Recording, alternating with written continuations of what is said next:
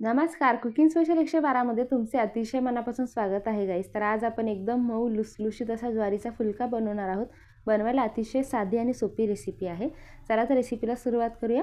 गाईस, गॅसवरती सगळ्यात आधी आपल्याला कढई ठेवायची आहे आणि त्यामध्ये आपल्याला 1 वाटी पाणी टाकून घ्यायचे, थोडंसं मीठ टाकायचे आणि जेवढं आपण पाणी घेतलं होतं तेवढंच आपल्याला इथे ज्वारीचं पीठ घ्यायचं आहे। गॅसची फ्लेम जी आहे ती स्लो ठेवलेली आहे आणि स्लो फ्लेमवरती याला व्यवस्थित मिक्स करायचं।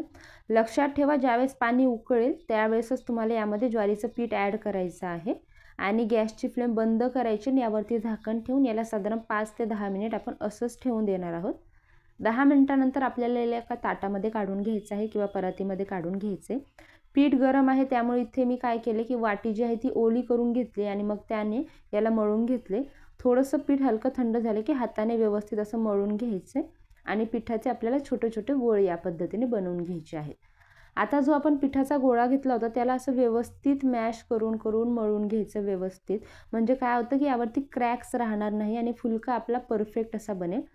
बघू शकता या पद्धतीने। आता यावरती आपल्याला गव्हाचं किंवा ज्वारीचं जे पीठ असेल त्या पिठाचा वापर करून आपल्याला हा जो फुलका आहे तो इथे लाटून घ्यायचा आहे। जितका पातळ होईल तितका लाटायचा, खूप जास्त पातळ देखील नाही करायचा, मीडियम असला पाहिजे। आणि हा जो फुलका आहे तो आपण फुल फ्लेमवरतीच भाजून घेणार आहोत। भाजताना गॅसची जी फ्लेम आहे ती फुलच ठेवायची आणि व्यवस्थित असं याला भाजून घ्यायचं आहे। बघू शकता किती हा मऊ आणि लुसलुशीत असा बनून तयार झाला आहे। सो गाईस, सर्व फुलके मी इथे बनवून तयार करून घेतलेले आहेत। खूप साधी आणि सोपी रेसिपी आहे। हा फुलका तुम्हाला इथे मी मोडून देखील दाखवणार आहे। एकदम मऊ लुसलुशीत असे फुलके बनवून तयार होतात।